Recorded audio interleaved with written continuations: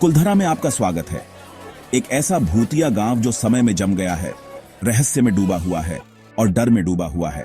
1298 में स्थापित कुलधरा कभी पालीवाल ब्राह्मणों द्वारा बसा हुआ एक हलचल भरा गांव था। फिर 1825 में हर एक आत्मा रातों रात गायब हो गई, एक भयानक सन्नाटा छोड़कर जो आज तक गूंजता है। क्या हुआ? क्या यह आतंक से भरा एक सामूहिक पलायन था या कुछ और भी भयावह? आज रात हम कुलधरा के दिल में उसके अशांत अतीत का सामना करने और उसकी प्रेतवाधित विरासत के पीछे की सच्चाई का पता लगाने के लिए उतरते हैं।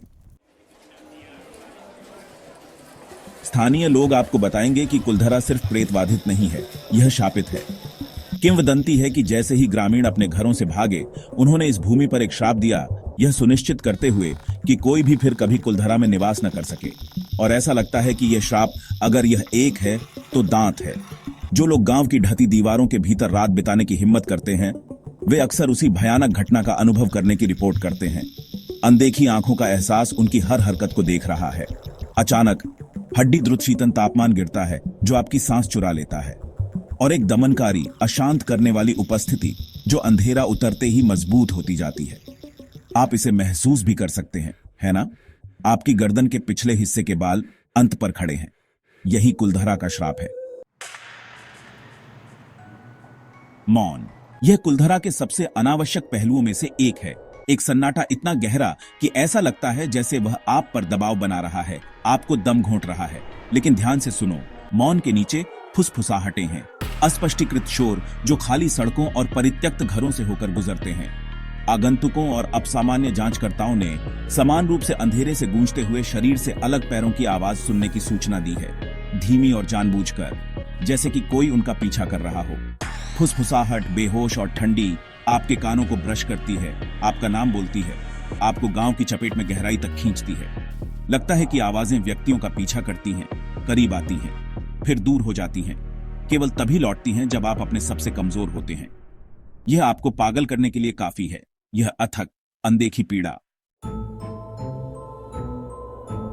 पीढ़ियों से चली आ रही कहानियां कुलधरा के चांदनी खंडहरों से गुजरते हुए छायादार आकृतियों की फुसफुसाहट करती हैं। और मैं आपको बता दूं, ये सिर्फ कहानियां नहीं हैं, वे भयानक प्रत्यक्ष खातों में निहित हैं। प्रत्यक्षदर्शी भयावह स्पष्टता के साथ भूतिया आकृतियों को देखने का वर्णन करते हैं। उनके रूप हवा पर धुएं की तरह घूमते और घूमते हैं। कुछ लोग ग्रामीणों की आत्माओं को स्वयं देखने का दावा करते हैं, जो हमेशा के लिए आतंक के अपने अंतिम क्षणों में फंस जाते हैं। क्या ये पीड़ित आत्माएं शांति पाने में असमर्थ हैं, या वे इस शापित गांव के संरक्षक हैं जो हमेशा इसके रहस्यों की रक्षा के लिए बाध्य हैं? कुलधरा में माहौल पर एक दमनकारी भार है, एक भारीपन जो आपकी छाती से चिपक जाता है, जिससे सांस लेना मुश्किल हो जाता है। यह सिर्फ डर से ज्यादा है, सिर्फ कहानियों से ज्यादा है। यहाँ ऊर्जा है, यह इसके साथ जीवित है। वस्तुएं अपने आप हिलती हैं, मानो किसी अनदेखे हाथ से छेड़छाड़ की जा रही हो। बिना किसी तार्किक स्पष्टीकरण के दरवाजे बंद हो जाते हैं। क्षय की दुर्गंध से हवा भारी हो जाती है। यहाँ तक कि गांव के सबसे नए हिस्सों में भी इस जगह पर व्याप्त मृत्यु की तीखी याद दिलाती है। और डर, ये आपकी हड्डियों में रिस जाता है, जीर्ण शीर्ण संरचनाओं के हर क्रैक और कराह को बढ़ाता है। जैसे ही सूरज ढलना शुरू होता है, खंडहरों में लंबी भयानक छाया पड़ती है, डर तेज हो जाता है। ये ऐसा है जैसे अंधेरा खुद जीवित है, आपके आतंक को खिला रहा है। इतिहास और किंवदंती अक्सर आपस में जुड़े होते हैं, और कुलधरा के मामले में वे अन्याय और अवज्ञा की एक तस्वीर पेश करते हैं जो गांव के परित्याग की कुंजी हो सकती है। कहानी इस प्रकार है। सलीम सिंह, एक शक्तिशाली और क्रूर दीवान, को कुलधरा की एक युवती से प्यार हो गया। अपनी इच्छा से अंधे होकर उसने ग्रामीणों पर एक अल्टीमेटम थोप दिया, लड़की को सौंप दो या उसके क्रोध का सामना करो। अपनी ईमानदारी और सम्मान के लिए जाने जाने वाले पालीवाल ब्राह्मणों ने इसका पालन करने से इनकार कर दिया। इसलिए असाधारण साहस और एकता के एक कार्य में कुलधरा के ग्रामीणों ने अत्याचार के आगे घुटने टेकने के बजाय रात में गायब हो जाना, अपने घरों और अपने प्रिय सभी चीजों को छोड़ देना चुना। क्या यह दीवान की शक्ति और नियंत्रण की प्यास थी जिसके कारण अंततः कुलधरा का पतन हुआ? क्या उसका क्रोध और हताशा उस अभिशाप में प्रकट हुई जो आज तक गांव को सता रहा है? कुलधरा के खंडहरों में बिखरे हुए मंदिर और कुएं हैं जो कभी पूजा और जीवन के स्थान थे, अब गांव की जीवन शक्ति की भयानक याद दिलाते हैं। लेकिन ये संरचनाएं केवल अतीत के अवशेष नहीं हैं, वे अब सामान्य गतिविधि के केंद्र बिंदु हैं। उनके आसपास की ऊर्जा अलग है, एक अनदेखी शक्ति से चार्ज होती है जो आपकी इंद्रियों को हाई अलर्ट पर सेट कर देती है। जो लोग इन मंदिरों और कुओं के पास जाने का उपक्रम करते हैं, वे अक्सर ऐसा महसूस करते हैं जैसे उन्हें देखा जा रहा है, अनदेखी आंखों से उनकी हर हरकत की जांच की जा रही है। आपकी रीढ़ की हड्डी में एक ठंडी कंपकंपी दौड़ जाती है और भय का एक अहंकार आपको अपनी चपेट में ले लेता है, जो आपको भागने का आग्रह करता है। क्या ये पवित्र भूमि उन लोगों की आत्माओं से प्रेतवाधित है जिन्होंने कभी इसकी दीवारों के भीतर एकांत मांगा था? हमने पृथ्वी पर कुछ सबसे प्रेतवाधित स्थानों की जांच की है, लेकिन कुलधरा में एक अलग तरह की ऊर्जा है। यह ऐसा है जैसे गांव खुद एक जीवित इकाई है, हमारी उपस्थिति के बारे में जानता है। अब सामान्य शोधकर्ता उपकरण की खराबी की कहानियों के साथ उभरे हैं। उनके कैमरे और रिकॉर्डर अचानक काम करना बंद कर देते हैं। बैटरी खतरनाक दर से निकलती है और फिर आवाजें हैं, ऑडियो रिकॉर्डिंग पर विस्थापित आवाजें, फुसफुसाते हुए, झप करते हुए। वे एक सच्चाई की ओर इशारा करते हैं कि कुलधरा दूसरी तरफ का एक नाली है, एक ऐसी जगह जहां हमारी दुनिया और मृतकों के दायरे के बीच का पर्दा पतला है। स्थानीय लोग आपको कुलधरा से दूर रहने के लिए कहेंगे। वे आपको बताएंगे कि गांव शापित है, कि जो लोग बहुत देर तक रुकते हैं वे अपने जीवन में दुर्भाग्य को आमंत्रित करते हैं। पीढ़ियों से राजस्थान के लोग अंधेरा होने के बाद कुलधरा से बचते रहे हैं। गांव के भूतिया होने की कहानियां उनकी संस्कृति में गहराई से समा गई हैं। कुछ स्थानीय लोग गांव के किनारे पर प्रसाद चढ़ाते हैं, भोजन, फूल, धूप। यह मृतकों के प्रति सम्मान दिखाने का एक तरीका है। सदियों की मान्यता में डूबी ये रस्में आसपास के समुदायों पर गहरा प्रभाव डालती है।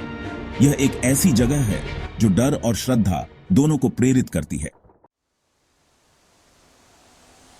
यहां तक कि प्रकृति मां भी कुलधरा को संदेह की दृष्टि से देखती है, जैसे कि जमीन खुद हमें दूर करने की कोशिश कर रही हो। गांव अक्सर अचानक हिंसक हवा के झोंकों के अधीन होता है जो खाली सड़कों से होकर गुजरते हैं। उनके साथ एक अप्राकृतिक ठंड होती है। यह ऐसा है जैसे आत्माएं खुद हलचल कर रही हैं। उनका गुस्सा उस हवा में प्रकट हो रहा है जिसमें हम सांस लेते हैं। और फिर जैसे ही अचानक हवा चलती है, कुलधरा पर एक भयानक सन्नाटा छा जाता है। हवा घनी और भारी हो जाती है और सन्नाटा बहारा हो जाता है। केवल आपके अपने दिल की धड़कन की आवाज आपके कानों में गूंजती है। इस जगह की गड़बड़ी को जानवर भी भांप लेते हैं। पक्षी ऊपर से उड़ने से बचते हैं। उनके सामान्य गीतों को एक अशांत शांत से बदल दिया जाता है। यह ऐसा है जैसे जानवर भी समझते हैं कि कुलधरा डरने की जगह है, एक ऐसी जगह जहां प्राकृतिक व्यवस्था बाधित हो गई है। हमने किंवदंतियों का पता लगाया है, दावों की जांच की है और डर को प्रत्यक्ष रूप से महसूस किया है, लेकिन कुलधरा के सामूहिक परित्याग के पीछे की सच्चाई मायावी बनी हुई है। एक पूरा समुदाय रातों रात अपने घरों, अपनी संपत्ति, अपने जीवन को पीछे छोड़कर रेगिस्तान में गायब हो जाना क्यों पसंद करेगा? कुछ लोग अनुमान लगाते हैं कि ग्रामीणों को आक्रमणकारियों द्वारा खदेड़ दिया गया था, अपनी सुरक्षा के लिए भागने के लिए मजबूर किया गया था। दूसरों का मानना है कि एक विनाशकारी सूखा जिसने उनके कुओं को सुखा दिया और उनकी फसलें बंजर हो गईं, ने उन्हें कहीं और जीविका तलाशने के अलावा कोई विकल्प नहीं छोड़ा। लेकिन यह स्पष्टीकरण, जबकि प्रशंसनीय, ग्रामीणों के प्रस्थान की जल्दबाजी और समग्रता को पूरी तरह से समझाने में विफल है। कुलधरा के परित्याग का रहस्य इतिहासकारों को चकमा देता रहा है और अब सामान्य अटकलों को हवा देता है।